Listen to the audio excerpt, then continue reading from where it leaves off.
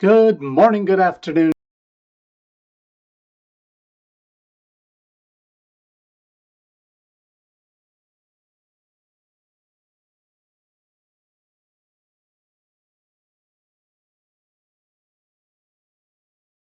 Good evening, wherever you are in the world. Thank you for joining me for this week's edition of the SMIE Consulting Midweek Roundup. It's Wednesday, July 1st, 2026, and today we're going to be answering 3 questions we've been hearing from international educators over the last 7 days. And as we do each week on the Roundup, we take our stories that we cover here live on Wednesday afternoon from our newsletter that comes out Monday morning via email or LinkedIn.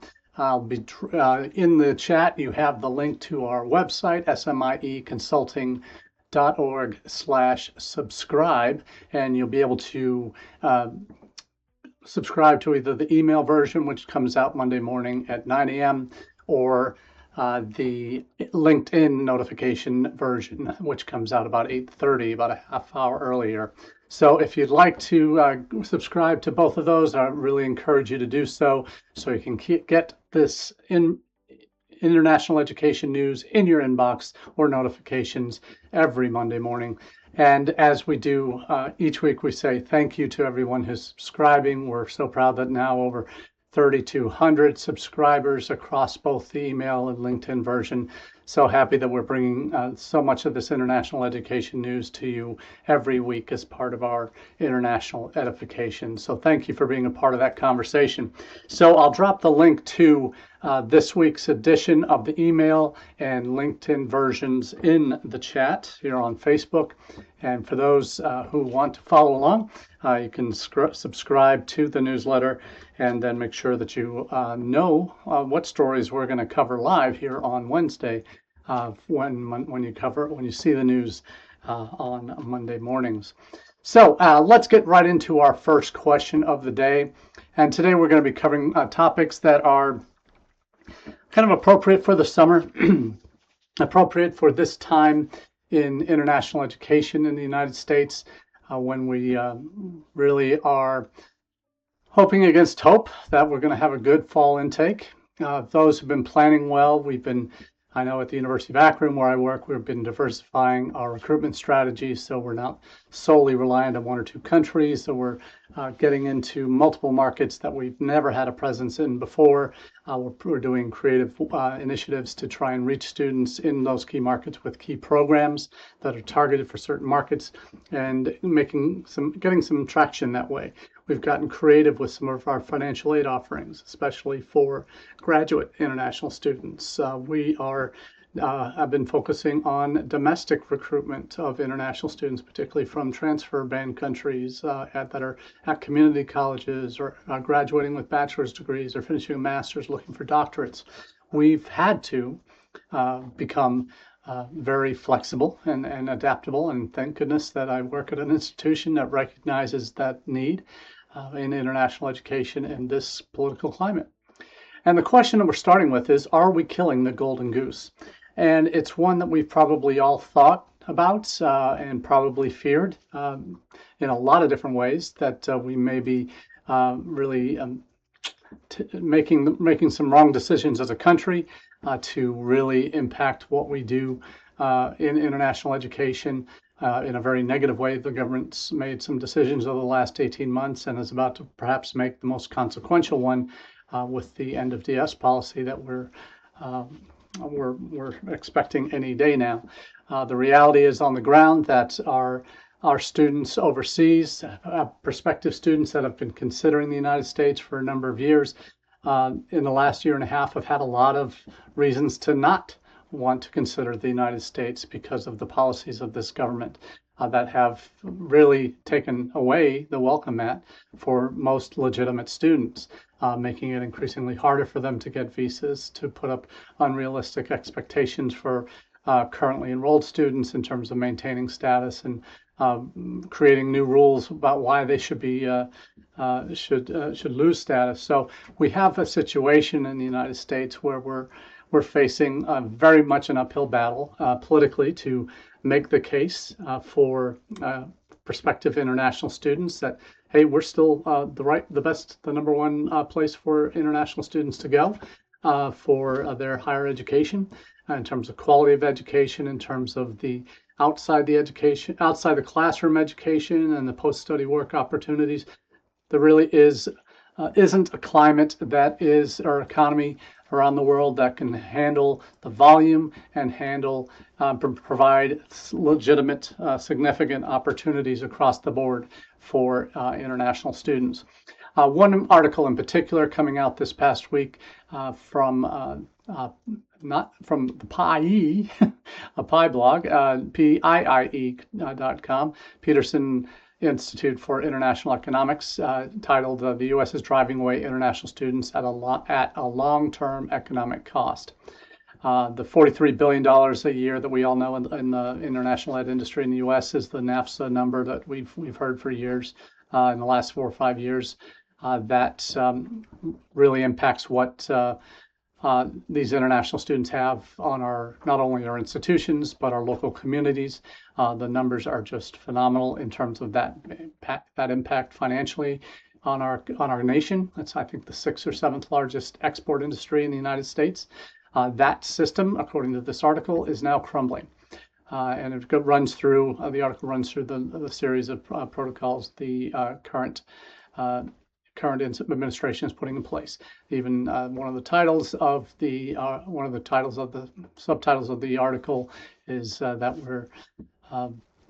we're basically saying student exclusion is underway. And it's a very the travel bans have certainly done that to half of Africa. We've seen visa issuance in the United States for U.S. institutions in 2025 dropped by about a third through September of last year. So the situation is certainly not promising, at least in terms of the current data that we're seeing.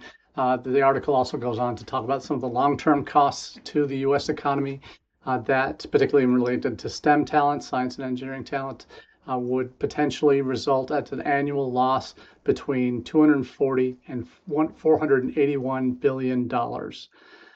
Then that would be comparable to the entire economy of states like Wisconsin or South Carolina.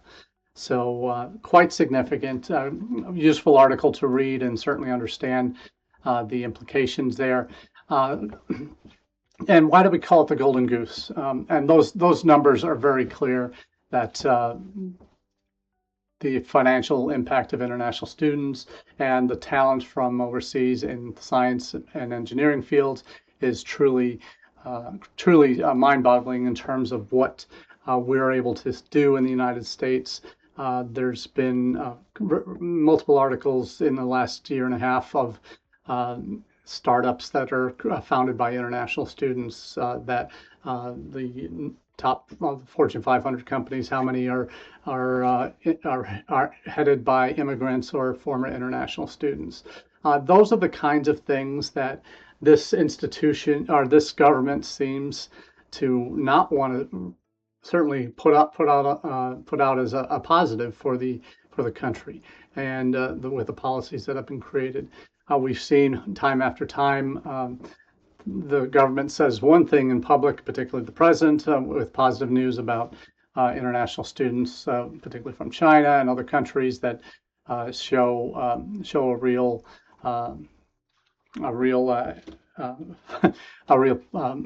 false hope more than anything else.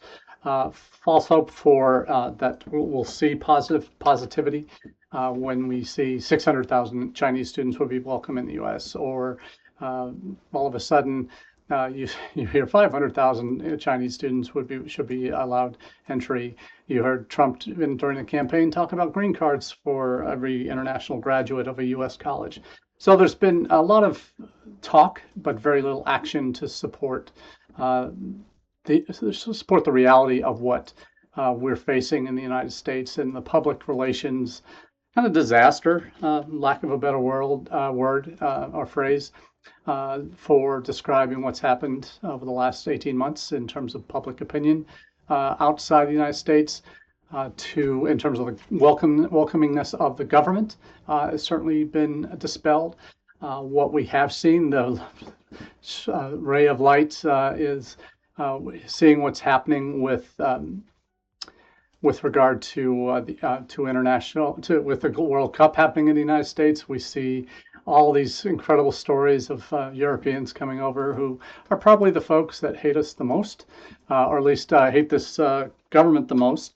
And I love that the reality is that they're seeing Americans for who we really are. And I think that's our rubric as international educators. I always say it when I talk about dispelling myths, dispelling bad impressions people might have. And God knows, we've given the world a lot of reasons through recent months with some of the political actions we've taken against things international to give those outside the U.S. cause, room for pause.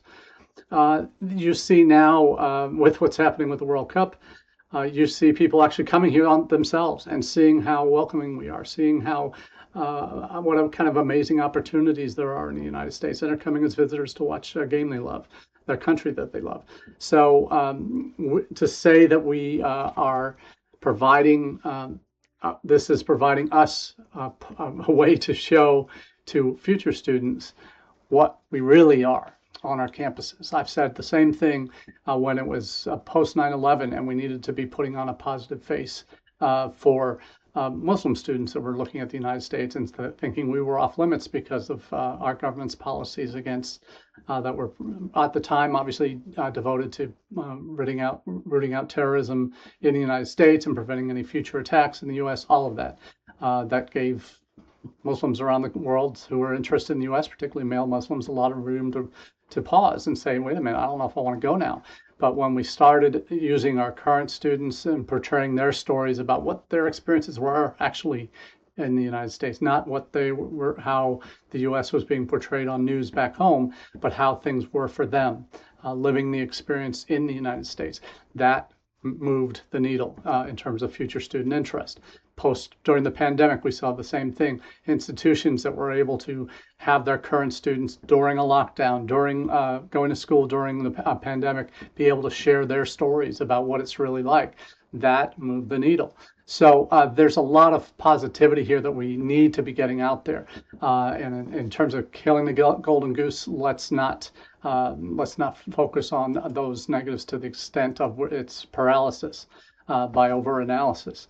And I think what we're seeing, we also saw Karen Fisher's Latitudes column last week, shared two real important nuggets that as you advocate for international education on your campus with your elected officials, these are the things in your state. We just formed Study Ohio, and these are the kind of things that we want to be focusing on to promote our state as a destination for international students. Talk up the founders of $1 billion plus companies that first came to the U.S. as international students. Do you know how many there are? 234 founders of billion-dollar companies first came to the U.S. as international students. That's in Karen Fisher's Latitude column. Another one in 4 billion-dollar startups were founded by former foreign students. So these are the kind of things that matter. That can certainly we need to be sharing with our institutional officials, our elected officials, our state officials, and national officials. Hey, these are things we can't be giving up on because they mean so much to us as a nation economically and beyond. So great column from Karen Fisher. There's also from University World News, the U.S. is turning its back on higher education and research leadership. We've seen a significant decline in American institutions posting that they're just going away from the U.S. They're being attracted by other nations. Really a shame in terms of how that has developed.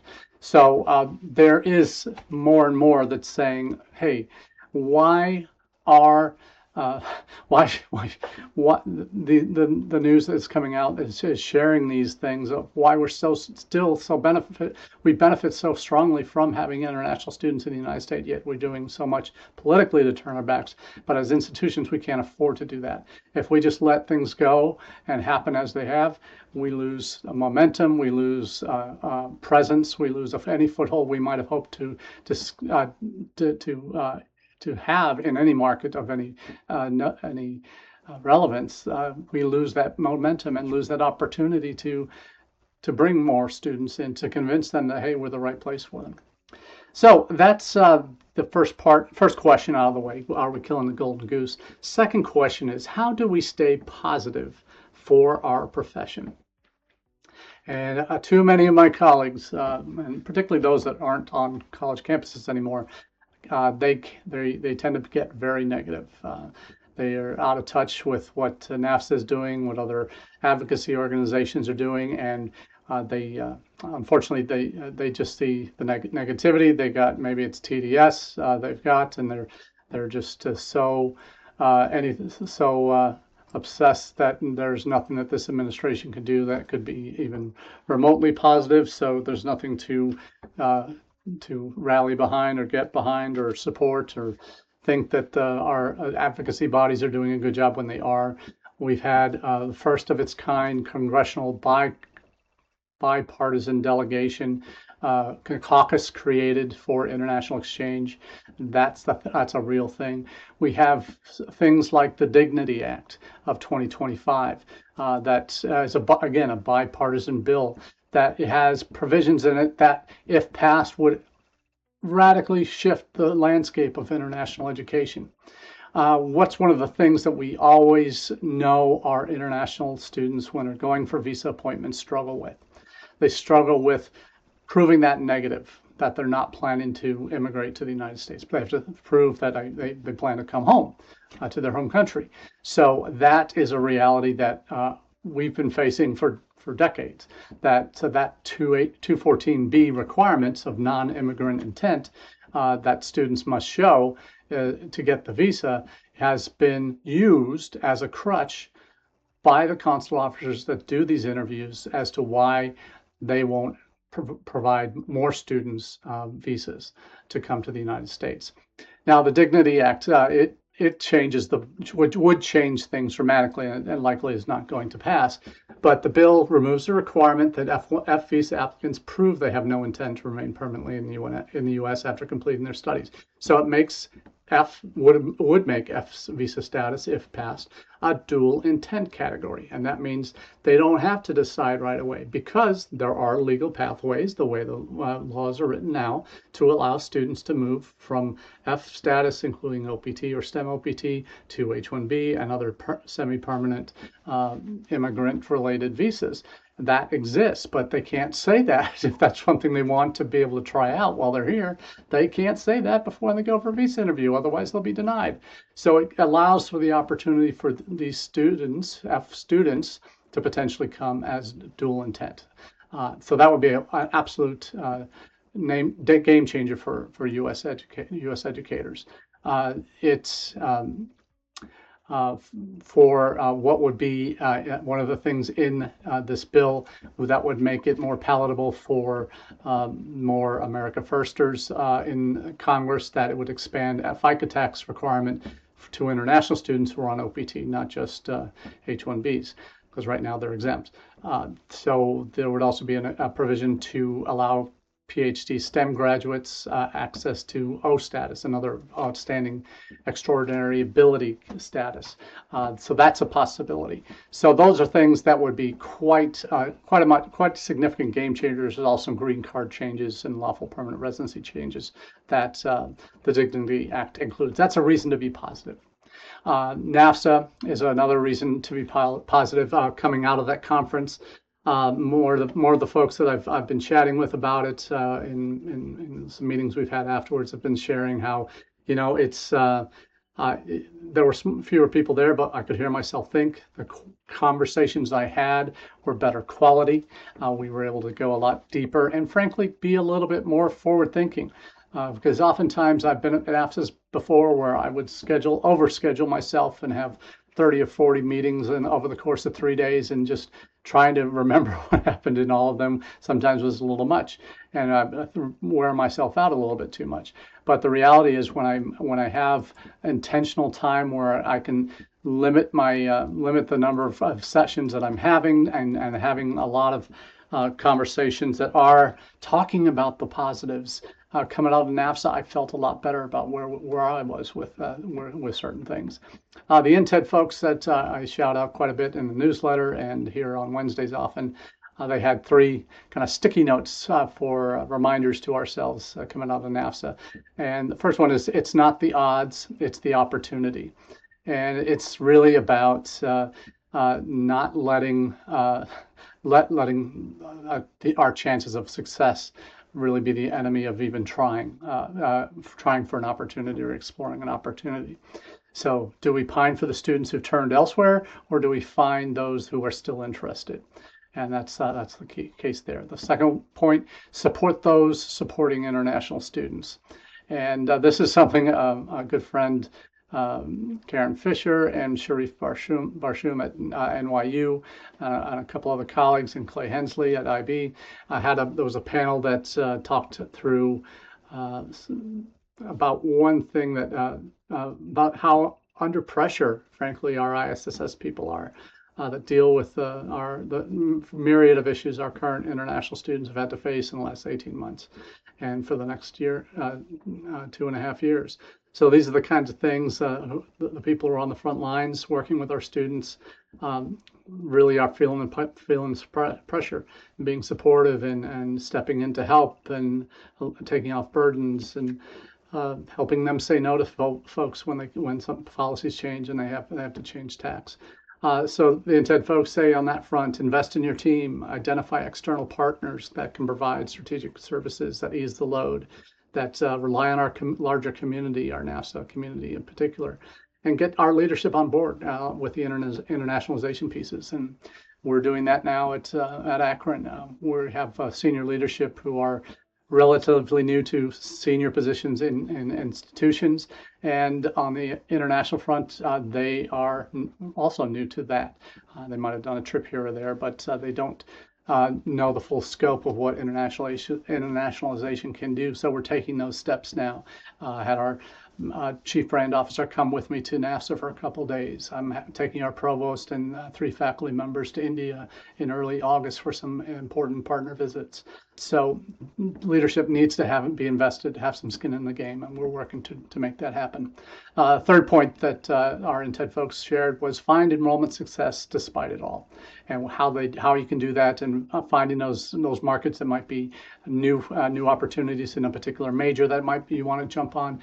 Partner that you can set up 2+2 programs with. Those are the kind of opportunities that really help bridge that gap for you. So definitely taking advantage of those is what I certainly see in terms of our need to stay positive. Another column from my colleague Greg Holtz, formerly of University of Central Missouri, and his theme was trying to stay positive despite the heavy headwinds we're facing. And he says without sounding cheesy. So Greg does a great job of breaking it down to really practical tips that we can all be taking to really, as we approach what we're trying to do internationally on campus in terms of convincing leadership and having actually the bigger picture questions. What kind of institution do we really want to be? How do we get back to where we were is maybe not the right question. It's what kind of institution are we trying to become over the next decade? And I think there's some real value in that, particularly if that past is probably not may not have been bright, or there might have been over reliance on one country or one academic program or one level of study. So So Greg does make a very good effort to talk through some of those bigger picture questions that we can be asking ourselves, and keeping the focus positive, keeping it forward looking as ways that we can really be maintaining our positivity, being optimistic about our future, and reimagining what our institutions' international education programs can and should look like. So there's some real value in using these moments where things aren't looking great on the political landscape for what we're doing, but where there may be other opportunities. I've talked about this often for the last 10, 15 years. It's been international admissions offices need to diversify where they recruit students. What I say now, for the last couple of years, is our focus needs to be on how we deliver and where we deliver our programs. It doesn't have to be all in person on the main campus, that you can be looking at other ways to deliver education. So that's happening, and we're certainly on board with that. So the last question of the day is, how did Ho Chi Minh City in Vietnam become the new Shanghai for international schools? And this is something that's really quite remarkable in terms of how this has developed. Back in the early 2000s, when we started to see China awakening as a source of undergraduate students, there were multinational companies who had already been in Shanghai, but you saw all of a sudden an explosion of international schools in Shanghai, and it became a real hub for international school education, from the Brits to the Canadians to Americans to all other major nationalities that were recruiting in China or having a presence in China. There were international schools that were representing a real kind of awakening of schools like that in that city. That was happening in other major cities in China too, but that was probably the poster child for it maybe 20 years ago. But Ho Chi Minh City now, so quietly, probably not as surprising for us who have been going to Vietnam for the last probably 5, 6, 7, 8 years to meet with prospective students. You see in Ho Chi Minh City now an incredible booming international market. The city is home to nearly 30 international schools, British, American, Australian, Canadian schools, and they graduate with globally recognized credentials like A-levels, IB, high school diplomas by Australian states, or AP perhaps. So there is real significant growth in those school opportunities. And even more surprising is the average tuition for 1 year at these international schools in Ho Chi Minh City, $38,000. So that's nearly our full budget for undergraduates at the University of Akron, just in tuition. So I know when I walk into most of those international schools, unless you're a scholarship kid, we are getting students whose families can afford to come to us. And that's another reason to be positive. Know where those opportunities are. And if you've been going there regularly the last 4 or 5 years or have presence in market, you know you're going to have perhaps a leg up over your competition in country or in state.